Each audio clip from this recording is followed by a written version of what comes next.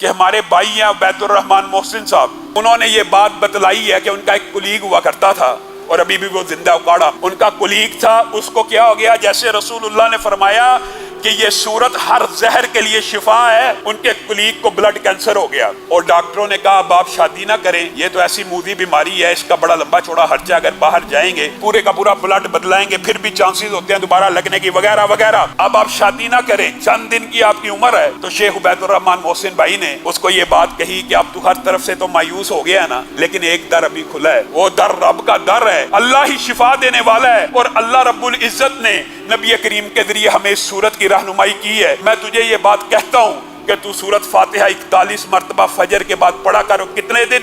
41 دن۔ بات آئیے ضمنی طور پہ تو یہ بات بھی سمجھ لیجئے، بعض لوگوں کو بڑا اعتراض ہوتا ہے کہ یہ عدد کیوں بتاتے ہیں، تو یہ بات یاد رکھیے، علاج کا باب، علاج کے باب کے اندر جو رقیہ شریعہ ہے اس کے اندر یاد رکھیے رسول اللہ صلی اللہ علیہ وسلم کے سامنے غیر قرآن کی بات ہو رہی ہے، غیر قرآن کے رقیات پیش کیے گئے۔ رسول اللہ کہتے تھے میرے سامنے دم کے الفاظ پیش کرو، جب وہ دم کے الفاظ سن لیتے تھے تو کہتے تھے اس سے دم کر لو۔ کیوں کہتے تھے اس سے دم کر لو؟ رسول اللہ صلی اللہ علیہ وسلم نے ایک کلیہ بیان کیا، کہا ہر اس رقیے سے، ہر ان الفاظ سے دم کر لیا کرو، چونکہ باب علاج کا ہے، جن کے اندر شرک موجود نہ ہو، جو الفاظ مبہم نہ ہو، جو الفاظ کنفیوزنگ نہ ہو، جن الفاظ کے اوپر آپ کو اشکال یا اشتباہ نہ ہو، ان الفاظ کے ذریعے دم کر لیا کرو۔ گویا صحیح مسلم اور دیگر کتابوں کی حدیث نے یہ بات واضح کر دی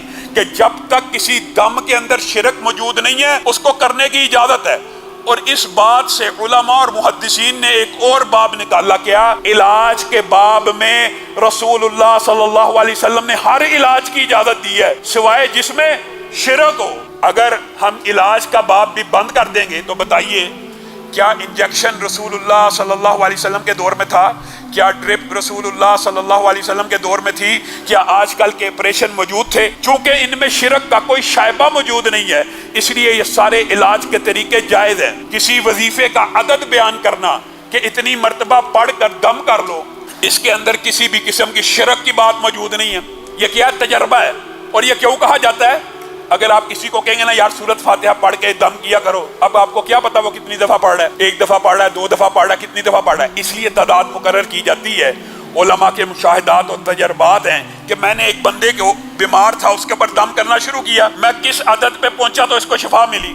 جیسے بعض روایات میں آتا ہے 7 دفعہ پڑھا، 7ویں دفعہ میں ٹھیک ہو چکا تھا۔